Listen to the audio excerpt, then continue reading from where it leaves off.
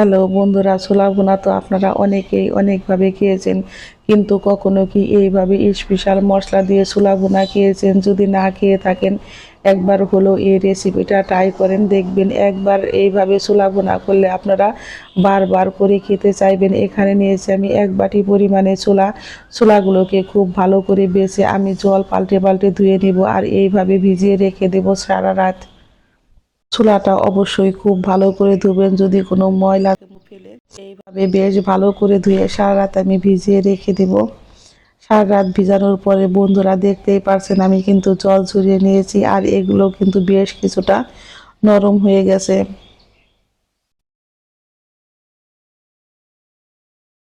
আমি একটা প্রেসার কুকারে অল্প পরিমাণে একটু জল দিয়ে এই ছোলাগুলোকে কিন্তু 3টা সিটি দিয়ে নামিয়ে নেব। এর মধ্যে দিয়েছি আমি হাফ চামচ পরিমাণে লবণ, আর দিয়ে দিব আমি বড় সাইজের একটা আলু। এই আলুগুলোকে কিন্তু আমি এরকম টুকরো টুকরো করে কেটে নিয়েছি, আপনারা চাইলে আর একটু ছোটো বাকি বড় করতে পারেন। আমি এখন দিয়ে দিব হাফ চামচেরও কম হলুদের গুঁড়া। এখন প্রেসার কুকারের ঢাকনাটা দিয়ে আমি কিন্তু 3টা সিটি দিয়ে চুলায় থেকে নামিয়ে নিব।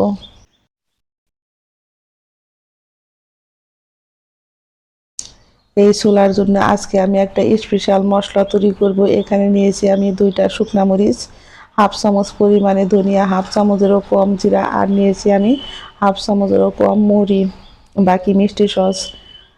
এখন আমি দিয়ে দিব 2টা তেজপাতা। এগুলোকে আমি চুলার আঁচটাকে মিডিয়াম টু লোতে রেখে অনবরত এইভাবে নেড়ে ভেজে নিব। এই মশলা দেওয়াতে কিন্তু ছোলার স্বাদ বন্ধুরা দ্বিগুণ পরিমাণে বেড়ে যায়। যদি কখনো না খেয়ে থাকেন, একবার হলো এই রেসিপিটা ট্রাই করবেন বন্ধুরা। আমার এগুলো কিন্তু খুব সুন্দর করে ভাজা হয়ে গেছে, আমি এখন চুলায় থেকে নামিয়ে নিব। তেজপাতাগুলো কিন্তু আমি হাত দিয়ে এইভাবে ভেঙে নিব। এখন আমি কড়াইতে দিয়ে দিব এলাচ, দারচিনি, লবঙ্গ, আর দিয়েছি আমি অল্প পরিমাণে একটু জয়ত্রী। এই মশলাগুলোকেও কিন্তু আমি চুলার আঁচটাকে মিডিয়াম টু লোতে রেখে অনবরত নেড়ে চেড়ে ভেজে নামিয়ে নিব। এইদিকে ছোলাগুলো কিন্তু আমার একদম সিদ্ধ হয়ে গেছে বন্ধুরা, দেখতেই পারছেন। এগুলো আমি ঠান্ডা করে জল ঝরিয়ে নিব। আর কালারটাও কিন্তু একদম সুন্দর এসেছে বন্ধুরা, একটু কালার হয়নি। চলে যাব চুলায়, কড়াইতে আমি দিয়ে দিব পরিমাণ মতো সাদা তেল। তেলটা আমার গরম হয়ে গেছে, এখন আমি দিয়ে দিব 3টা শুকনা মরিচ। এই মরিচগুলোকে কিন্তু আমি খুব সুন্দর করে ভেজে নিব। মরিচগুলো আমার ভাজা হয়ে গেছে, আমি এখন চুলায় থেকে নামিয়ে নিব।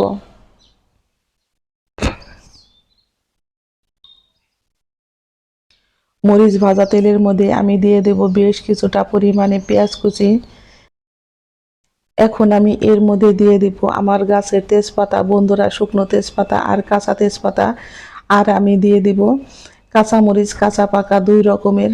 এই কাঁচা তেজপাতা দেওয়াতে কিন্তু এই ছোলা বোনার অন্য রকমের একটা ফ্লেভার আসে বন্ধুরা। আর একটা মশলা আমি যোগ করব, এটা দেওয়াতে এই ছোলা বোনাটা বন্ধুরা এতটাই পরিমাণে মজার হয়, আপনার 1 মিনিটের মধ্যে ছোলা বোনা কিন্তু শেষ হয়ে যাবে। আর এইভাবে ছোলা বোনা করলে রোজ বাহানা খুঁজবে পরিবারের সকলে এইভাবে বোনা খাওয়ার জন্য। আমি কিন্তু এখন একটু পেঁয়াজ আর কাঁচামরিচ উঠিয়ে রেখে দিব ডেকোরেশনের জন্য। এখন আমি দিয়ে দিব হাফ চামচ পরিমাণে হলুদের গুঁড়া, হাফ চামচ পরিমাণে ধনিয়ার গুঁড়া, আর হাফ চামচেরও কম লাল মরিচের গুঁড়া। আমি অল্প পরিমাণে জল দিয়ে এই মশলাগুলোকে কিন্তু খুব সুন্দর করে কষিয়ে নিয়েছি। মশলার থেকে আমার তেল উঠে এসেছে, এখন আমি দিয়ে দিব আবারও জল। এইভাবে আমি 2-3 বার জল দিয়ে দিয়ে কিন্তু মশলাটাকে বেশ ভালো করে কষিয়ে নেব। মশলাটা যত ভালো করে কষানো হয় ছোলা ভুনাটা খেতে কিন্তু ততটাই পরিমাণে মজার হয়। এখন আমি দিয়ে দিব বড় সাইজের 2টা টমেটো কুচি, আর টমেটোটা দিলে কিন্তু এই ছোলা ভুনাটা খেতে বেশ মজারই হয়। এখন টমেটো দিয়েও কিন্তু আমি 2 থেকে 3 মিনিট এইভাবে একটু ভেজে নিয়েছি। এখন আমি দিয়ে দিব জল ঝরিয়ে রাখা ছোলাগুলো। এই ছোলা দিয়ে কিন্তু আমি খুব বেশিক্ষণ ভাজবো না, চুলার আঁচটাকে মিডিয়াম টু লোতে রেখে এইভাবে কিন্তু আমি অনবরত নেড়ে চেড়ে ছোলাগুলোকে ভুনা করে নিব। এখন আমি দিয়ে দিব 1 মুঠ পরিমাণে ধনিয়া পাতা কুচি।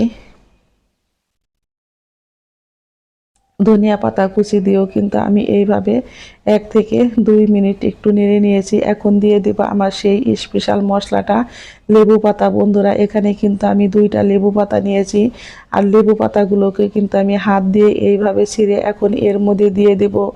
বন্ধুরা, বললে বিশ্বাস করবেন না, এই লেবু পাতা দোয়াতে ছোলা ভুনাটা এতটাই পরিমাণে মজার হয়েছে, আর এর গন্ধই হয়েছে কিন্তু অন্য রকমের খেতে হয়, কিন্তু দুর্দান্ত মজার। যদি কাউকে কখনো এইভাবে বানিয়ে খাওয়ান বন্ধুরা, সে কিন্তু বারবার আপনার কাছে বাহানা খুঁজবে খাওয়ার জন্য। এখন আমি দিয়ে দিব সেই ভেজে রাখা স্পেশাল মশলাটা। এখন মশলাটা দিয়ে কিন্তু আমি আবারও 2 থেকে 3 মিনিট এইভাবে একটু নেড়ে নিয়েছি। এখন চুলায় থেকে নামিয়ে নিব, আর নামিয়ে দেখতেই পারছেন বন্ধুরা কত সুন্দর ঝটপট তৈরি হয়ে গেছে আমার স্পেশাল মজাদার ছোলা ভুনা। এই ছোলা ভুনাটা খেয়ে বন্ধুরা আমাকে কমেন্ট বক্সে জানাবেন। যদি ভালো লেগে থাকে একটা লাইক আর একটা সাবস্ক্রাইব করতে ভুলবেন না। ধন্যবাদ সবাইকে।